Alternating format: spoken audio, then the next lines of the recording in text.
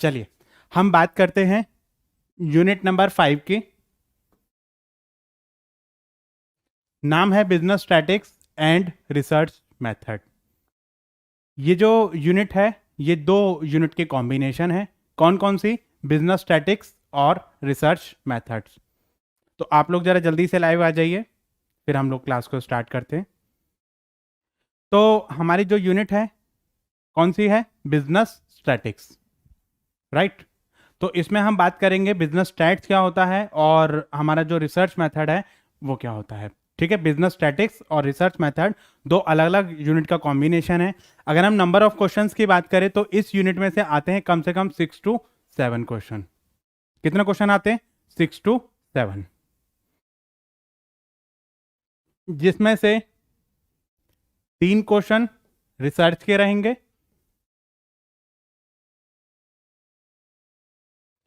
और 4 क्वेश्चन आपके जो हैं किसके रहेंगे? स्टैट्स के रहेंगे।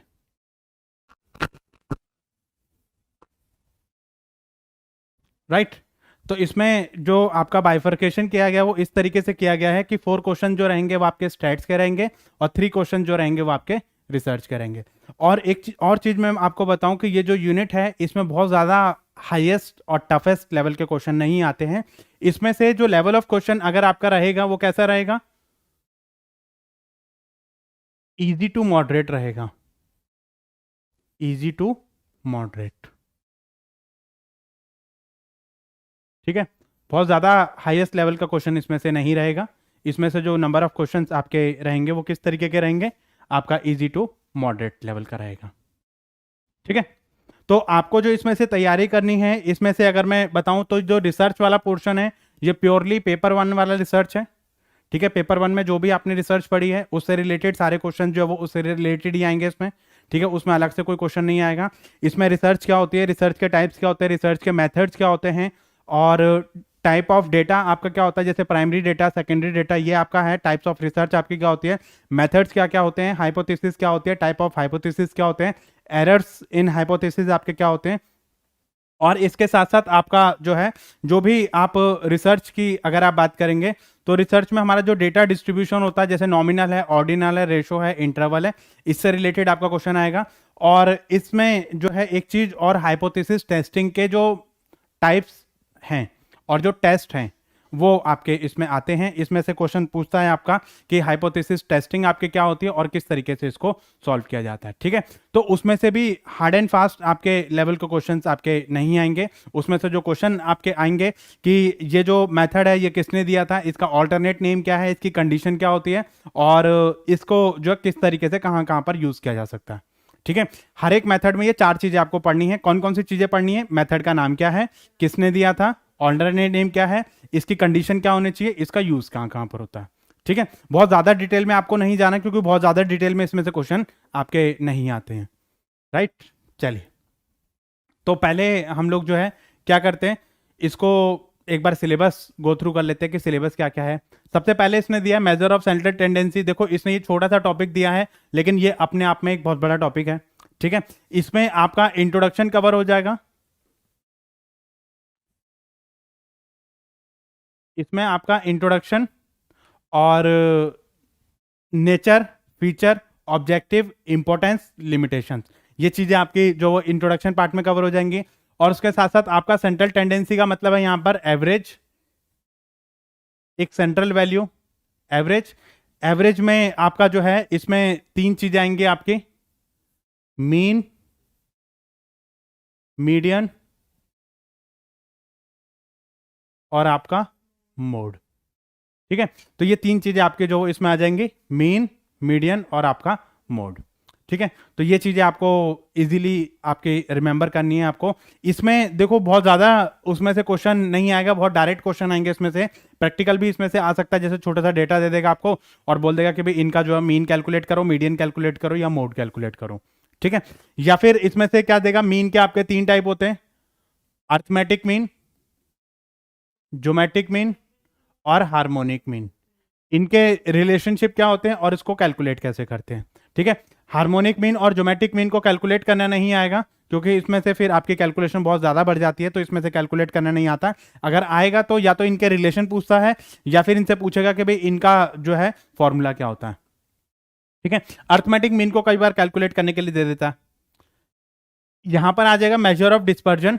डिस्पर्जन में आपका क्या आएगा, डिस्पर्जन में जो चीजें हैं वो आपकी आती हैं कि आप जो भी अपना स्टैंडर्ड डेविएशन करते हो, मीन डेविएशन, रेंज है, क्वार्टाइल डेविएशन है, ठीक है, कोफिशिएंट ऑफ रेंज है, ठीक है, कोफिशिएंट ऑफ क्वार्टाइल डेविएशन है, स्टैंडर्ड डेविएशन है, मीन डेविएशन है, तो इससे रिलेटेड आपका जो क्वेश्चन आपका आता है, तो वो सारा जो है वो आपका डिस्पर्जन में आएगा। तो डिस्पर्जन अपने आप में एक अलग पूरा टॉपिक है। ठीक है, डिस्पर्जन में आप standard deviation, range, quartile deviation, mean deviation, ठीक है, ये चार चीजें आप पढ़ोगे और सबके coefficient, coefficient of standard deviation, coefficient of range, coefficient of quartile deviation, coefficient of mean deviation. ठीक है, ये चीजें आपको पढ़नी है और इसके साथ साथ आपको पढ़ना है मेजरमेंट ऑफ स्क्यूनेस। ठीक है, स्क्यूनेस, कोटोसिस, मोमेंटम। ठीक है, ये तीनों चीजें इसी में आपके आएंगी। ठीक है, इसने खाली स्क्यूनेस लिखा है। स्क्यूनेस का मतलब क्या होता है, स्क्यूनेस का मतलब होता है कि कोई भी नॉर्मल डेटा, मतलब एक अगर हम नॉर्मल डेटा की बात करें तो ये हमारा नॉर्मल डेटा होता है।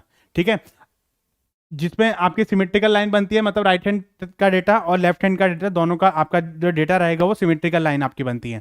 ठीक है, अगर डेटा एक तरफ को होता है, चाहे ऐसे है चाहे डेटा आपका ऐसे है, ठीक है, इसमें आपका जो डेटा है वो सारा राइट की तरफ है और इसमें डेटा सारा आपका लेफ्ट की तरफ है, तो यहां पर ये पॉजिटिवली स्क्यूड और नेगेटिवली स्क्यूड आता है, तो ये आपको ये पढ़ना है।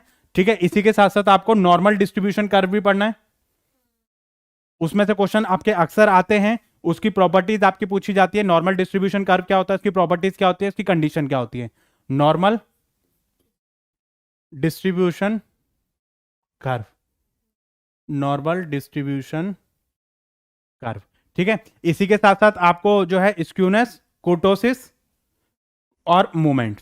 ठीक है, तो ये चीजें आपको इसी के साथ ही आपको रीड करनी है। ठीक है, वैसे सिलेबस में मेंशन नहीं है, लेकिन इसके साथ साथ ही आपको जो वो रीड करनी है और इसके साथ साथ आपको नॉर्मल डिस्ट्रीब्यूशन कर्व जो है वो भी आपको पढ़ना है।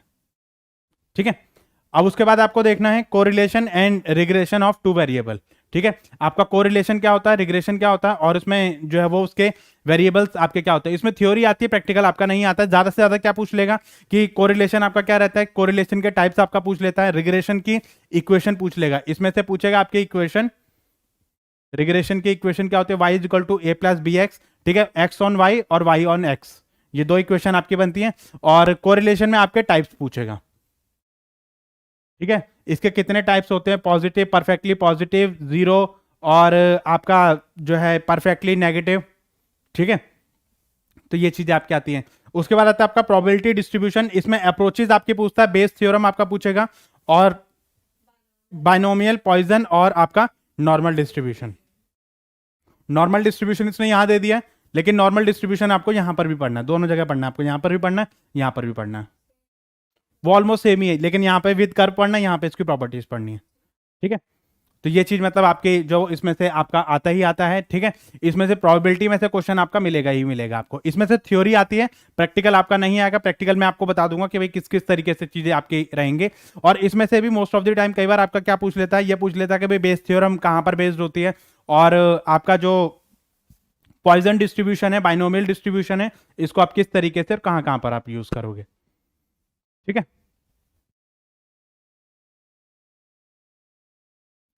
ठीक है, अगर हम नेक्स्ट पार्ट की बात करें तो नेक्स्ट पार्ट में आपका आ जाएगा रिसर्च मेथड, क्योंकि ये दो पार्ट में डिवाइडेड है पूरी यूनिट आपकी। तो फर्स्ट पार्ट मैंने आपको बता दिया है, सेकंड पार्ट की अगर मैं बात करूं तो यहां पर आ जाएगा पूरा रिसर्च मेथड, मतलब आपका जो पेपर 1 का रिसर्च है वो सारी रिसर्च आपकी यहां पर आ जाएगी। क्या बोला, रिसर्च का basic concept and types and research design. ठीक है, रिसर्च के जितने भी बेसिक कॉन्सेप्ट होते हैं, मतलब इसका जो इंट्रोडक्शन पार्ट है, मीनिंग, नेचर, फीचर, इंपॉर्टेंस, ठीक है, क्वालिटी ऑफ रिसर्चर, ये सारी चीजें आपके आ जाएंगे। इसके जो टाइप्स होते हैं ये इंपॉर्टेंट है। ठीक है, इसमें से क्वेश्चन आपका मिलेगा मिलेगा। रिसर्च डिजाइन क्या होती है, ठीक है, रिसर्च डिजाइन का क्या मतलब होता है,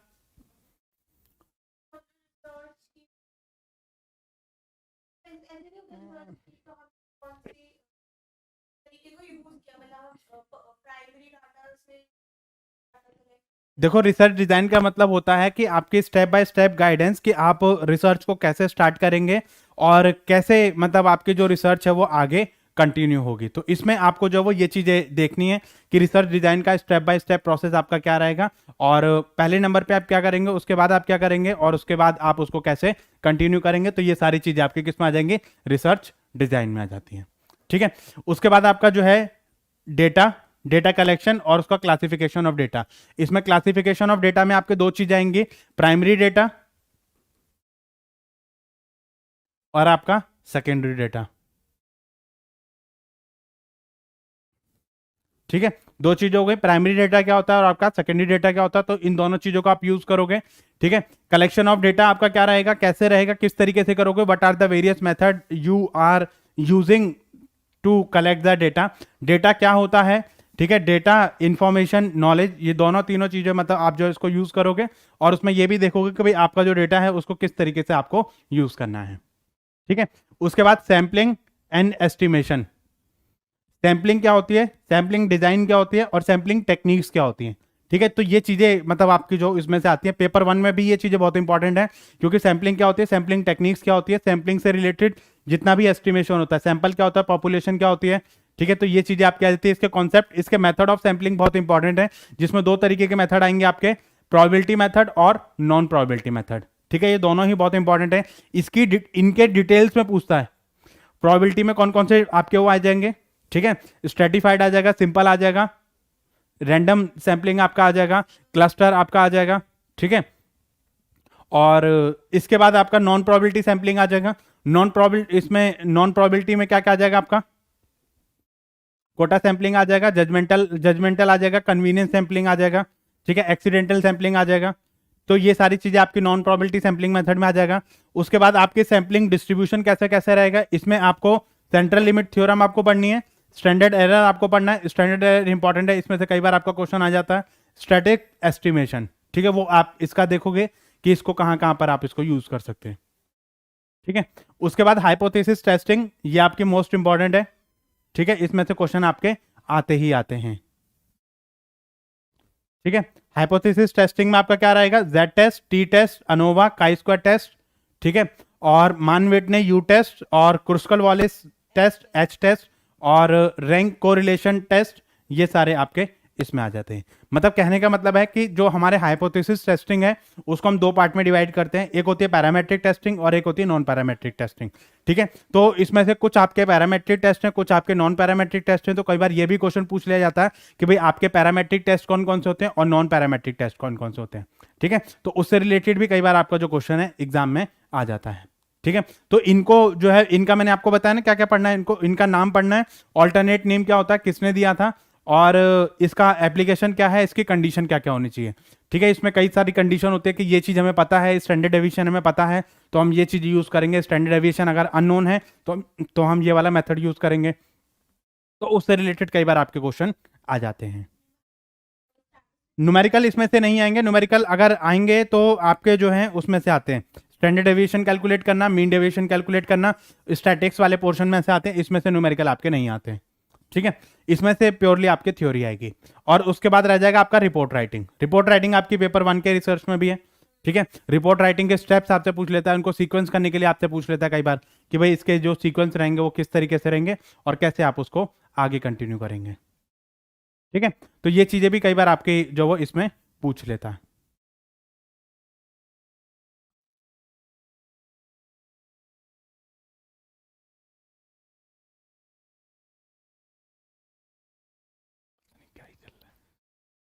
ठीक है। चलिए, तो हम बात करते हैं बिजनेस स्टैटिक्स के। बिजनेस स्टैटिक्स का मतलब क्या होता है, पहले हम बिल्कुल बेसिक मतलब समझते हैं स्टैटिक्स का। स्टैटिक्स का बेसिक मतलब क्या होता है, क्या होता है स्टैटिक्स वर्ड जो है वो हमारा लैटिन भाषा के वर्ड से डिराइव हुआ है, जिसका उस भाषा का में इसका मतलब है स्टेटस। स्टेटस मतलब क्वांटिटेटिव डेटा। स्टेटस का मतलब होता है deals with the quantitative data. एक इटालियन वर्ड है जिसको बोलते हैं स्टैटिस्टा। ठीक है। जर्मन वर्ड है स्टैटिक्स, स्टैटिस्टिक्स। ठीक है। तो वहां पर ये अलग अलग जो लैंग्वेजेस हैं वहां से ये वर्ड हमारा डिराइव हुआ है और वहां पर इनके मतलब अलग अलग होते हैं। ठीक है, तो उसमें ये जो है आपको ज्यादा डिटेल में जाने की जरूरत नहीं है, लेकिन जो पीजीटी कॉमर्स वाले जो बच्चे हैं उनके लिए कई बार इसमें से पूछ लेता कि ये कौन सी भाषा से लिया गया है और उस भाषा में उसका मतलब क्या है। ठीक है, तो अगर देखो, अगर हम पहले अर्लियर सेंस की अगर हम बात करें तो स्टैटिक्स का कहां पर यूज होता था? स्टैटिक्स का हमारा जो यूज होता था पॉलिटिक्स सिनेरियो के लिए यूज किया जाता था।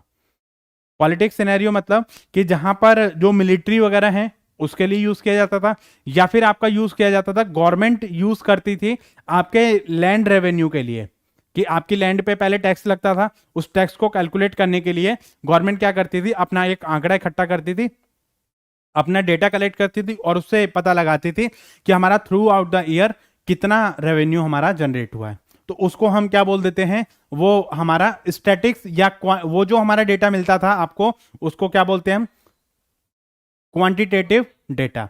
फिर उसको अपने पर्पस के लिए यूज किया जाता है, लेकिन धीरे धीरे जैसे चीजें बड़ी हमारी, उसके बाद इसका यूज जो वो और फील्ड में भी किया जाने लग गया। तो इसने क्या बोला, यहां पर जो स्टार्टिंग में अर्लियर टाइम में ये जो यूज करे जाते थे स्टैटिस्टिकल डेटा, आपका जो इसलिए यूज करा जाता था कि भाई आपके आर्मी में कितने लोगों को रिक्रूट किया जा सके और कितने ऐसे पर्सन हैं जो आर्मी में जाने के लिए इंटरेस्टेड है। क्योंकि पहले लड़ाई झगड़े होते रहते थे, आपके राजा महाराजा एक दूसरे लड़ते झगड़ते रहते, तो उनको ये पता होना चाहिए था कि भाई हमारे यहाँ की पॉपुलेशन कितनी है और कितने लोगों को आर्मी में लड़ने के लिए हमें भेजना है। ठीक है, कितने लोगों की और हमें रिक्रूटमेंट करनी पड़ेगी। तो गवर्नमेंट क्या करती थी, टाइम टू टाइम, मतलब ये राजा महाराजा अपने time to time survey conduct करवाते थे और उसमें ये पता लगवाते थे कि भाई हमारे पास जो पॉपुलेशन है वो कितनी है और उसको किस तरीके से यूज किया जा सकता है। ठीक है, तो उसके बाद धीरे धीरे मतलब जो है इसमें एक चीज और इन्होंने यूज करी गई कि इसको बाद में जो वो ये भी यूज किया गया कि हमारी कितनी पॉपुलेशन पे कितनी हमारी जमीन है, कितनी लैंड है और उसका कितना रेवेन्यू जनरेट होता है। पहले लैंड पे टैक्स लगता था आपका, और वो टैक्स कौन वसूलता था, आपका राजा महाराजा वसूलते थे। तो ये भी जो है वो चीजें आपके यूज करते थे कि उसको जो है किस तरीके से यूज किया जाए। ठीक है, तो यहां पर जो है हम ये भी कह सकते हैं कि यहां पर जो स्टैटिक्स उस टाइम पे यूज होती थी वो किस सेंस में यूज होती थी, पॉलिटिकल अर्थमेटिक के सेंस में यूज होती थी। ठीक है, तो उस तरीके से ये चीजें यूज करी जाती थी। देखा जाता था कि भाई हमारा कोई भी पॉलिटिकल सिनेरियो है उसको हम किस तरीके से यूज करेंगे और कहां पर उसको यूज किया जाएगा। ठीक है, ये चीज समझ आ गई। चलिए, उसके बाद हमारा आया कि बिजनेस स्टैटिक्स की अगर मैं बात करूं तो बिजनेस स्टैटिक्स का मतलब क्या होता है कि जितना भी हमारा स्टैटिक्स की टर्मिनोलॉजी है उसको हम किस तरीके से अपने बिजनेस में अप्लाई करेंगे और कैसे हम बिजनेस के डिसीजन लेंगे। ठीक है, देखो बिजनेस में भी हम बहुत सारा डेटा इकट्ठा करते हैं। हमारा कौन सा डेटा इकट्ठा होता है बिजनेस में, हमारा सेल्स का डेटा इकट्ठा होता है, हमारा परचेज का डेटा इकट्ठा होता है, हमारी डिमांड का, प्रोडक्शन का डेटा इकट्ठा होता है और हमारे रेवेन्यू का डेटा इकट्ठा होता है और हमारे प्रॉफिट का डेटा इकट्ठा होता है। तो बहुत सारा डेटा है जिसको हम बिजनेस में डील करते हैं। तो इसलिए जो चीजें हैं वो आपके लिए बहुत ही ज्यादा जरूरी होती हैं कि हम अपने बिजनेस को किस तरीके से आगे कंटिन्यू करेंगे। ठीक है, तो स्टैटिक्स का मतलब क्या होता है, स्टैटिक्स का मतलब है हमारा न्यूमेरिकल इंफॉर्मेशन से जो हमारा क्वांटिटेटिव टर्म्स में एक्सप्रेस करी जाएंगी। ठीक है, तो इसका मतलब क्या है, हमारा ऐसी टर्म से जो हमारा न्यूमेरिकली एक्सप्रेस करी जाएंगी, मतलब डेटा जो हमारा न्यूमेरिकली एक्सप्रेस किया जाएगा और उससे बिजनेस के डिसीजन लिए जाएंगे। ठीक है, तो आप देखो नॉर्मल लाइफ में जैसे अगर हम देखें कि जैसे कोई न्यूज देखते हैं हम, ठीक है, न्यूज देखी हमने कि जैसे मतलब 80% पीपल जो है वो कोविड से अफेक्ट हुए, या इतना हमारा डाउनफॉल हो गया, ठीक है, या जीडीपी हमारी इतनी घट गई, या पैसे की वैल्यू हमारी इतनी परसेंट घट गई, इतनी परसेंट बढ़ गई, तो वो सब क्या है हमारा, वो सब हमारा डेटा है, वो सब हमारा स्टैटिक्स है। उसको हम कैसे प्रिडिक्ट करते हैं, कैसे उसको निकाला जाता है, तो वो कहीं ना कहीं से तो उन्होंने डेटा कलेक्ट किया होगा, कहीं ना कहीं से तो उन्होंने सर्वे कंडक्ट किया होगा, तब उन्होंने डेटा को क्या किया होगा, कलेक्ट किया होगा, फिर उसको इंफॉर्मेशन उससे रिट्राइव करी होगी। तो ये सारी चीजें मतलब हमारे बिजनेस में चलती रहती हैं। ऐसे ही हम नॉर्मल लाइफ में भी ये सारी चीजें अपने कैरी ऑन करते रहते हैं। ठीक है, तो यहां पर ये जो बिजनेस है वो ऑब्जेक्ट से रिलेटेड हो सकते हैं, सब्जेक्ट से रिलेटेड हो सकते हैं, एक्टिविटी से रिलेटेड हो सकते हैं, फिनोमिना से, रीजन ऑफ स्पेस से, किसी से भी रिलेटेड हम डेटा अपना कलेक्ट कर सकते हैं। जैसे हमारी प्रोडक्ट की वैरायटी क्या है, उससे एक प्रोडक्ट से कितना रेवेन्यू हमारा जनरेट हुआ और हमने बिजनेस को किस तरीके से आगे जो कैरी ऑन किया, रन किया, उसके लिए क्या क्या डिसीजन लेना है, क्वांटिटेटिव डेटा से हम लोग जो वो डील करते हैं। ठीक है, तो हमारे बिजनेस में बहुत सारे डेटा आता है जिसको हम यूज करेंगे। जैसे हम रेशियो एनालिसिस करते हैं, कैश फ्लो स्टेटमेंट बनाते हैं, ये सब क्या है, ये सब हम डेटा पे ही डील करते हैं। हमें कितनी इन्वेस्टमेंट करनी है आगे और कितना रिस्क है हमारा, कितना रिटर्न है, ये सब क्या है हमारा, ये सब हमारा जो वो स्टैटिक्स ही है। ठीक है। तो बिजनेस में जब भी हम न्यूमेरिकल डेटा से डील करते हैं और हम ये देखते हैं कि हमारे बिजनेस में इस चीज को कैसे अप्लाई किया जाएगा, तो इस चीज को हम क्या बोल देंगे, बिजनेस स्टैटिक्स। ठीक है। तो हम ये भी कह सकते हैं कि बिजनेस स्टैटिक्स जो है वो application of statics in analysing the business data, मतलब बिजनेस डेटा जो हम यूज करते हैं उसको किस तरीके से यूज किया जाए। ठीक है। हमारे पास डेटा होता है बहुत सारा, लेकिन हम अपने अपने डिफरेंट डिफरेंट पर्पज के लिए यूज करेंगे उसको, और देखते हैं कि भाई हमारा बिजनेस में जो भी हमारा डेटा यूज हो रहा है वो किस तरीके से हम यूज करेंगे। ठीक है। कैसे उसके बेसिस पे हम यूजफुल इंफॉर्मेशन को रिट्राइव करेंगे, तो ये चीजें हमारी किस में आ जाती हैं, बिजनेस स्टैटिक्स में आ जाती हैं। ठीक है। इसके साथ साथ कंपनीज जो है वो क्या करती हैं, बिजनेस डेटा को यूज करती हैं फोरकास्टिंग के लिए, टेस्टिंग के लिए, कोरिलेशन के लिए, और आपका डेटा को डिस्क्राइब करने के लिए, रिग्रेशन निकालने के लिए, कोरिलेशन निकालने के लिए, इन सब चीजों के लिए कंपनी जो वो यूज करती है। इनफैक्ट कंपनी कई बार जो वो डेटा का कंपैरिजन करने के लिए भी यूज करती है। ठीक है। कंपनी ये देखती है कि भाई मान लो दो कंपनी है, दो कंपनी को आपस में कंपेयर करना है, कंपनी ए इज बेटर और कंपनी बी इज बेटर, तो उसके लिए क्या करेगी कंपनी, दोनों को कंपैरिजन करेगी और देखेगी भाई किस तरीके से आपका डेटा जो है वो कंटिन्यू होगा। ठीक है। तो इस चीज के लिए कंपनी जो क्या करेगी, अपने डेटा को यूज करेगी। ठीक है। और इसके साथ साथ कंपनी जो वो बिजनेस स्टैटिक्स में अगर मैं बात करूं तो ये हमारा गुड चॉइस होती है पीपल के लिए कि स्मूथ रनिंग के लिए, कि जैसे हमारा मैथ्स वगैरह जो हम करते हैं तो उसका भी यहां पर हमारे बिजनेस स्टैट्स में यूज होता है। जैसे प्लस माइनस कैलकुलेशन, एवरेज, ये जो मीन मीडियन मोड, इन सब में हम कैलकुलेशन वगैरह जो मैथ की जो न्यूमेरिकल एबिलिटीज होती हैं उनको भी यहां पर यूज किया जाता है। ठीक है। तो यहां पर जैसे हमें रेंज निकालनी है किसी की, और हमें मीन निकालना है, मीडियन निकालना है, मोड निकालना है, तो इसके लिए भी हम इन चीजों को यूज कर सकते हैं। कहने का मतलब यह है कि हमारे बिजनेस में जितना भी डेटा यूज किया जा रहा है, जितने भी हम आगे उसको यूज कर रहे हैं, तो उन सब चीजों के लिए ये चीजें जो होती है वो हमारी बहुत ही ज्यादा इंपॉर्टेंट होती हैं। ठीक है। चलिए, तो इनमें अलग अलग लोगों ने अलग अलग तरीके से डिफाइन किया है, उसमें बताया लोगों ने कि भाई किस तरीके से उसको यूज करना है, कैसे कैसे हम उसको यूज करेंगे। तो यहां पर बॉले ने एक डेफिनेशन दी है स्टैटिक्स की, क्या बताया, statics is the science of counting. Science of counting क्यों बोला इन्होंने, साइंस ऑफ काउंटिंग का मतलब इसलिए बोला है कि यहां पर हम जो डेटा है कहीं ना कहीं, मतलब काउंटिंग का मतलब क्या है, न्यूमेरिकल डेटा से हम डील करेंगे। ठीक है। तो यहां पर जो चीजें हैं वो क्या है, हमारी न्यूमेरिकल एबिलिटी को दिखाएगा, और काउंटिंग मतलब मैथमेटिकल एक्सप्रेशन को रिप्रेजेंट करेगा। ठीक है। इसके लिए इसके साथ क्या बताया, it is rightly be called the science of the average. Average का मतलब क्या है, यहां पे हम एक एवरेज वैल्यू निकालते हैं, सेंट्रल टेंडेंसी निकालते हैं, मीन मीडियन मोड, मतलब एक जितना भी हमारा डेटा है उसका एक एवरेज निकालने की कला को हम क्या बोलते हैं, साइंस बोलते हैं। तो स्टैटिक्स को हम आर्ट भी कह सकते हैं और साइंस भी कह सकते हैं। आर्ट क्यों बोलेंगे, क्योंकि ये पर्सन टू पर्सन डिपेंड करता है कि वो डेटा कैसे कलेक्ट करेगा। अब हो सकता है कि आप ऑब्जर्वेशन के थ्रू कलेक्ट कर रहे हैं और मैं अपना जो वो इंटरव्यू के थ्रू कलेक्ट कर रहा हूं। ठीक है। तो ऐसे भी मैं अपना डेटा कलेक्ट कर सकता हूं। और इसके साथ साथ मेरा साइंस भी होता है। साइंस का मतलब क्या होता है, एक पर्टिकुलर प्रिंसिपल्स हमारे होते हैं, कोड ऑफ कंडक्ट हमें यूज करना पड़ता है, और हमें ये भी स्टेप बाय स्टेप मतलब जो चीजें हैं उनको हमें कैलकुलेट करना पड़ता है, हमें देखना पड़ता है कि भाई कैसे हम उसको यूज करें। ठीक है। तो इसके लिए जो चीजें हैं वो हमारी साइंस भी कह सकते हैं उसको, एज वेल एज हम आर्ट भी कह सकते हैं। ठीक है। Statistics is the science of measurement of social organism regarded as a whole, and it is the manifestation. Manifestation का मतलब है कि हम इसको मेजरमेंट के लिए भी यूज कर सकते हैं, काउंटिंग हम कह सकते हैं इसको, और एक एवरेज भी होता है, जितना भी नंबर्स है हमारे, जितने भी हम न्यूमेरिकल डेटा हम यूज कर रहे हैं उन सबका जो एवरेज होता है उसके लिए भी हम स्टैटिक्स को यूज कर सकते हैं। ठीक है।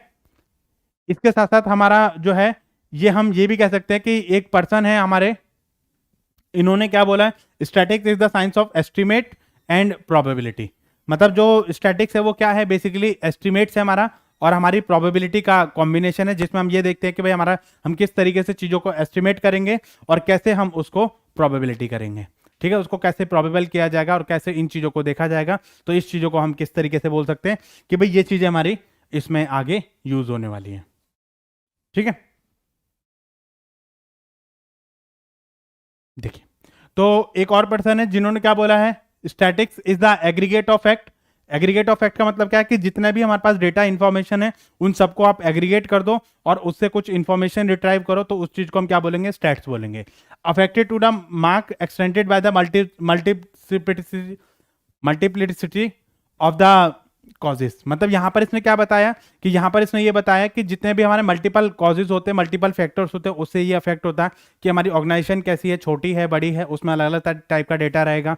प्रोडक्ट हमारा कैसा है, एक प्रोडक्ट है तो अलग डेटा रहेगा, मल्टीपल प्रोडक्ट है तो हमारा अलग अलग डेटा रहेगा। नंबर ऑफ डिपार्टमेंट कितने हैं, नंबर ऑफ हायरार्की कितनी है, नंबर ऑफ पर्सन किस तरीके से हमारे यूज कर रहे हैं, मतलब कंपनी में कितने कितने लोग यूज कर रहे हैं, ठीक है। तो उसके बेसिस पे हम जो वो इन चीजों को यूज कर सकते हैं। इसके साथ साथ न्यूमेरिकली एक्सप्रेस किया जाएगा और एनुमरेटेड किया जाएगा। हम जितने भी हम डेटा कलेक्ट करते हैं उसका एक अपना स्टैंडर्ड जो है वो हम फॉलो करते हैं, और हम ये भी देखते हैं कि एक्यूरेसी को भी चेक करते हैं, और इन चीजों को भी देखा जाता है कि भाई हमारी जो लेवल ऑफ एक्यूरेसी है वो कैसी है, और हमारा एक सिस्टमेटिक मैनर में इसको कंडक्ट किया जाएगा, ठीक है। और जो भी हम डेटा कलेक्ट करेंगे वो किसके लिए करेंगे, प्री डिटरमाइन पर्पस रहेगा, हमारा ऑब्जेक्टिव रहेगा, उस ऑब्जेक्टिव के लिए हम अपना डेटा कलेक्ट करते हैं। क्योंकि जब तक हमारा प्री डिटरमाइन पर्पस नहीं जाएगा, मतलब अगर हम कोई भी डेटा कलेक्ट करें तो हमारा कहीं ना कुछ ऑब्जेक्टिव रहेगा, बिना ऑब्जेक्टिव के हम कोई भी डेटा कलेक्ट नहीं करते हैं। तो उस ऑब्जेक्टिव को पूरा करने के लिए, उस ऑब्जेक्टिव को फुलफिल करने के लिए ये चीजें हमारे लिए बहुत ही ज्यादा जरूरी होती हैं, ठीक है। इसमें हम ये देखते हैं कि भाई हमारा जो रिलेशन है उसमें रिलेशन भी हम एस्टेब्लिश करते हैं, मतलब हमारा डिफरेंट डिफरेंट डेटा जो है उसके साथ में हम रिलेशनशिप एस्टेब्लिश करते हैं, और ये देखते हैं कि भाई हमारा जो डेटा है वो किस तरीके से आगे यूज किया जाएगा, ठीक है। इसके बाद इन्होंने, ये पर्सन है, इन्होंने क्या बोला, it is a science that deals with the method of collecting, ठीक है। मतलब हमारा मेथड ऑफ कलेक्शन क्या होता है डेटा का, उसको क्लासिफाई करना, उसको प्रेजेंट करना, और उसको कंपेयर करना, इंटरप्रेट करना of numerical data as collected to the throw some light on the any sphere of the inquiry. कहने का मतलब क्या है कि यहां पर इन्होंने ये एक प्रोसेस बता दिया कि सबसे पहले आप डेटा को कलेक्ट करोगे, उसके बाद क्लासिफाई करोगे, उसके बाद प्रेजेंट करोगे, प्रेजेंट करने के बाद कंपेयर करोगे, और कंपेयर करने के बाद आप क्या करोगे, इंटरप्रेट करोगे, ठीक है। ये 5 स्टेप हमारे हो गए, जो कि चीजें हमारे लिए बहुत ही ज्यादा जरूरी थी। सबसे पहले आप जो वो क्या करोगे, कलेक्ट करोगे, कलेक्ट करने के बाद क्लासिफाई करोगे, ठीक है। क्लासिफाई करने के बाद आप उसको क्या करोगे, प्रेजेंट करोगे, और प्रेजेंट करने के बाद कंपेयर, और कंपेयर करने के बाद आपका इंटरप्रिटेशन, ठीक है। तो ये चीजें हमारे लिए बहुत ही ज्यादा जरूरी होती हैं, ठीक है। इन चीजों को हम यहां पर यूज कर सकते हैं और देख सकते हैं कि भाई किस तरीके से हमारे बिजनेस में इन चीजों को, जितना भी हमारा अकाउंटिंग डेटा यूज हो रहा है या कोई भी हमारा डेटा है जो हमारी बिजनेस से रिलेटेड है, उसको हम कैसे कलेक्ट करते हैं। हम डेटा कहीं ना कहीं से तो हम कलेक्ट करेंगे, ठीक है। उसके बाद हम उसको कैसे क्लासिफाई करते हैं, कैसे उसको प्रेजेंट करेंगे, कैसे उसको कंपेयर करेंगे, और कैसे उसको जो वो इंटरप्रेट किया जाएगा। किसी न किसी को तो वो डेटा दिया जाएगा हमारा, जब डेटा दिया जाएगा तो उसको इंटरप्रेट भी किया जाएगा, जब उसको इंटरप्रेट करेंगे तो इन सब चीज़ों को भी हमारा देखा जाता है कि हमारे बिजनेस में हम इस तरीके से डेटा को कैसे यूज़ करते हैं।